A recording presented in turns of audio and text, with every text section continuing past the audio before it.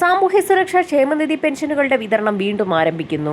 സാമൂഹ്യ സുരക്ഷാ ക്ഷേമനിധി പെൻഷൻ ഗുണഭോക്താക്കൾക്ക് വീണ്ടും സന്തോഷ വാർത്ത. സംസ്ഥാനത്ത് ഫെബ്രുവരി മാസത്തിലെ സാമൂഹ്യ സുരക്ഷാ പെൻഷനുകളുടെ വിതരണ നടപടികൾ ആരംഭിച്ചു. ജനുവരി മാസത്തിലെ കൈകളിലേക്കുള്ള പെൻഷൻ തുകയുടെ വിതരണം അവസാന ഘട്ടത്തിലെത്തിയ സാഹചര്യത്തിലാണ് ഗുണഭോക്താക്കൾക്ക് വരാൻ പോകുന്ന തെരഞ്ഞെടുപ്പുകൾക്ക് മുന്നോടിയായി വീണ്ടും ക്ഷേമ പെൻഷൻ തുകയുടെ വിതരണം നേരത്തെയാകുമെന്നുള്ള അറിയിപ്പുകൾ പുറത്തുവന്നിരിക്കുന്നത്. സർക്കാർ മാനദണ്ഡങ്ങൾ പൂർത്തിയാക്കിയിട്ടുള്ള മുഴുവൻ ഗുണഭോക്താക്കൾക്കും എല്ലാ മാസവും കൃത്യമായി മുടങ്ങാതെ തന്നെ സാമൂഹ്യ സുരക്ഷാ പെൻഷനുകൾ ലഭിച്ചു തുടങ്ങിയിട്ടുണ്ട്.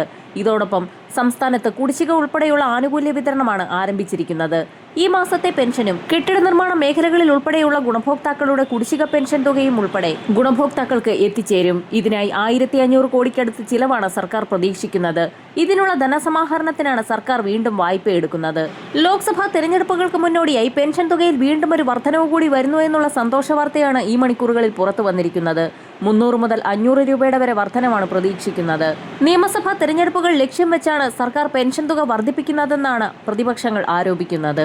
എന്നാൽ പെൻഷൻ തുകയിൽ വലിയൊരു വർധനവ് വരുന്നതോടുകൂടി ഗുണഭോക്താക്കൾക്ക് കൂടുതൽ ആശ്വാസകരമായി തീരും. ഇന്ദിരാഗാന്ധി ദേശീയ വാർദ്ധക്യകാല പെൻഷനുകൾ, ഇന്ദിരാഗാന്ധി ദേശീയ വിധവാ പെൻഷനുകൾ, ഭിന്നശേഷി പെൻഷനുകളിലായി 8 ലക്ഷത്തോളം വരുന്ന NSAP വിഭാഗത്തിൽപ്പെട്ട പെൻഷൻ തുക ബാങ്ക് അക്കൗണ്ടുകളിലേക്ക് സ്വീകരിക്കുന്ന ഗുണഭോക്താക്കൾക്ക് കേന്ദ്രവിഹിതത്തിൽ 200 മുതൽ 500 രൂപയുടെ വരെ കുറവ് വന്നിട്ടുണ്ട്. ഇത്തരത്തിലുള്ള ഗുണഭോക്താക്കളുടെ ആധാരധിഷ്ഠിത ബാങ്ക് അക്കൗണ്ടുകളിലേക്ക് ഇന്നു മുതൽ കേന്ദ്രവിഹിതം എത്തിച്ചേരും.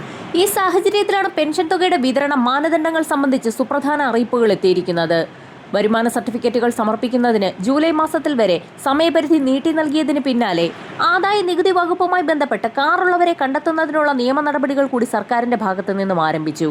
ആളുകളെ അനർഹമായി പെൻഷൻ തുക കൈപ്പറ്റിയതായി കണ്ടെത്തുന്ന സാഹചര്യത്തിൽ ഇത്തരത്തിൽ ഉൾപ്പെട്ടിട്ടുള്ള ആളുകൾ 18% പിഴപ്പലിശയടക്കം പെൻഷൻ തുക തിരികെ അടക്കേണ്ടി വരും. പെൻഷൻ തുകയിൽ വലിയൊരു വർധനവ് വരുന്നതോടൊപ്പം തന്നെ വിവിധ മേഖലകളിലേക്ക് സാമൂഹ്യ സുരക്ഷാ പെൻഷനുകളും ഇതോടൊപ്പം തന്നെ പെൻഷൻ തുകയിൽ വർധനവും സംസ്ഥാന സർക്കാർ പ്രഖ്യാപിച്ചിരിക്കുകയാണ്. സംസ്ഥാനത്തെ പത്രപ്രവർത്തക പെൻഷൻ 13,000 രൂപയാക്കി ഉയർത്തിയതായി മന്ത്രി പ്രഖ്യാപിച്ചിരിക്കുകയാണ്. 1500 രൂപ കൂട്ടിയതായാണ് പ്രഖ്യാപനം. നിലവിൽ 11,500 രൂപയാണ് പെൻഷനായി ലഭിക്കുന്നത്. 1,500 വീതം കൂട്ടുന്നതോടെ 13,000 രൂപയായി പെൻഷൻ തുക വർദ്ധിക്കും. മറ്റൊരു പ്രധാന അറിയിപ്പ് ജീവനക്കാരുടെ പങ്കാളിത്ത പെൻഷൻ പദ്ധതിക്ക് പകരമായി അഷേർഡ് പെൻഷൻ പദ്ധതി പ്രഖ്യാപിച്ചിരിക്കുകയാണ് ധനമന്ത്രി KN ബാലഗോപാൽ എന്നുള്ളതാണ്. അവസാന അടിസ്ഥാന ശമ്പളത്തിന്റെ 50% തുക പരമാവധി പെൻഷനായി ലഭിക്കുന്നു എന്ന് ഉറപ്പുവരുത്തുകയും DR അനുവദനീയമാക്കുകയും ചെയ്യും. നിലവിലുള്ള NPS-ൽ നിന്നും അഷേർഡ് പെൻഷനിലേക്ക് മാറാൻ ഓപ്ഷൻ ഉണ്ടായിരിക്കുമെന്ന് ധനമന്ത്രി അറിയിച്ചു. ഇതോടൊപ്പം തന്നെ ഏപ്രിൽ 1-ന് അഷേർഡ് പെൻഷൻ പദ്ധതി നടപ്പിൽ വരുത്തുന്നതിനുള്ള വിശദമായ മാർഗനിർദ്ദേശങ്ങൾ ഉൾക്കൊള്ളിച്ച ഉത്തരവ് പുറത്തിറക്കുമെന്നും ധനമന്ത്രി വ്യക്തമാക്കി. വരും ദിവസങ്ങളിൽ കൂടുതൽ ആനുകൂല്യങ്ങൾ പ്രഖ്യാപിക്കും. വരും മണിക്കൂറുകളിലെ സർക്കാർ അറിയിപ്പുകൾക്കായി ചാനൽ സബ്സ്ക്രൈബ് ചെയ്യാൻ മറക്കാതിരിക്കുക.